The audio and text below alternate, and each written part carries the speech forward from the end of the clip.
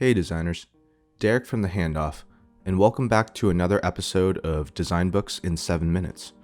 Today I'll be going over John Maeda's book, The Laws of Simplicity.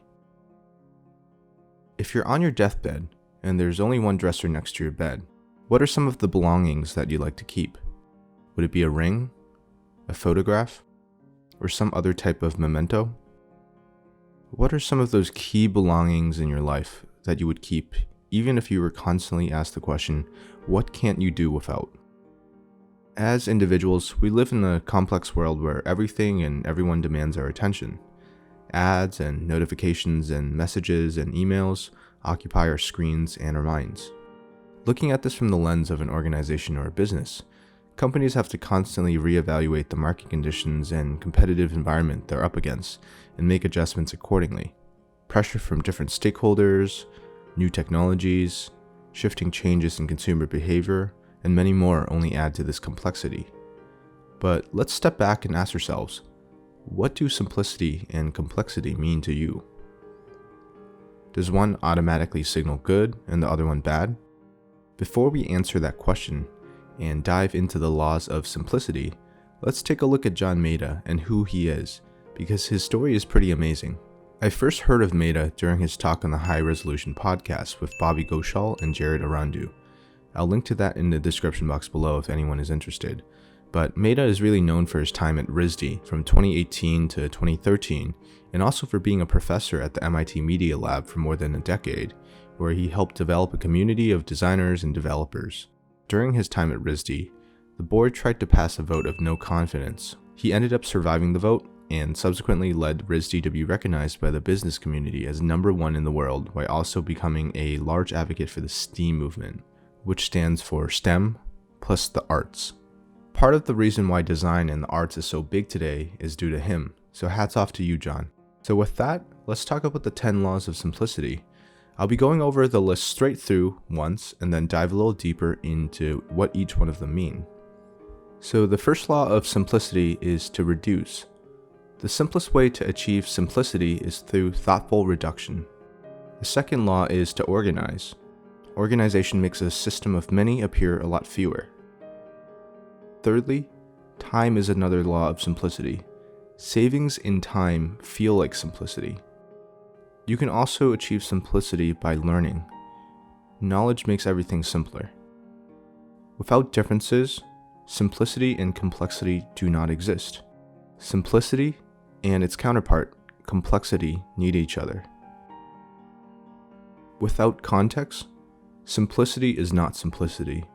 What lies in the periphery of simplicity is definitely not peripheral. In addition, emotion adds to this concept of simplicity, where more emotions are better than less. Trust. In simplicity, we trust. 9. Failure. Some things can never be made simple. And then Maeda concludes with number 10, which he calls the one. Simplicity is about subtracting the obvious and adding the meaningful. So Maeda runs through each one of these 10 laws in order of simple to more complex. So let's take a look at each one of these laws in a little more depth. So the first law of simplicity is to reduce. The easiest way to do this is by using this acronym called SHE that Maeda came up with. The S stands for shrink, the H stands for hide, and the E stands for embody. So let's start with shrink. The smaller something appears, the more simple it seems to be. Take the case of a floppy disk and a flash drive. Although the two technologies are very similar, over time, the flash drive has overtaken the floppy disk as the preferred method of portable storage because it's much smaller and more compact. Moving on to hide, Maeda says that if you can't shrink something, try hiding it. For example, in the digital world, drop-down menus are a great example of hiding information that might not be relevant for a user. This gives off the appearance that something is a lot more simple than it really is. And lastly, this concept of embody. Maeda says that we should embody items and goods in the meaning that they take on. Consumers can only be drawn to the smaller, less functional product if they perceive it to be more valuable than a bigger version of the product with more features. So to give you an example, in my own personal life, one of the things that brings me a lot of value are my pens from Baron Fig. Even though they're a lot smaller and have fewer features than, say, an iPad or a MacBook, I find them to actually be more functional than using an iPad or a MacBook because it allows me to concentrate on my task at hand. Thus, the perception of quality becomes this critical factor when you're making the choice of less over more, and that's why luxury goods and these brands that are minimalist can justify charging higher prices for their products. Moving on to the fourth law of simplicity, this one called learn. In the design world, people don't know what they don't know, and as a designer, if you're designing products for different demographics or personas, you have to understand what they already know and what they don't so that you can design around their knowledge. You can induce this sense of simplicity by aligning what people don't know with what they already know. So to give you an example here, when the Mac first came out, they had this trash icon that was based off of the American metallic vertical trash can. In Japan, this concept didn't exist. Instead, in Japan, they have 4 different types of trash disposal bins, one for plastics, one for trash, and etc. So as a result, the Japanese were unfamiliar with this trash icon, and it had to be another thing that they had to learn when using the computer for the first time. In his book, Maeda calls this easing the process of understanding. In the design world, we call this progressive disclosure. The fifth law of simplicity is around differences.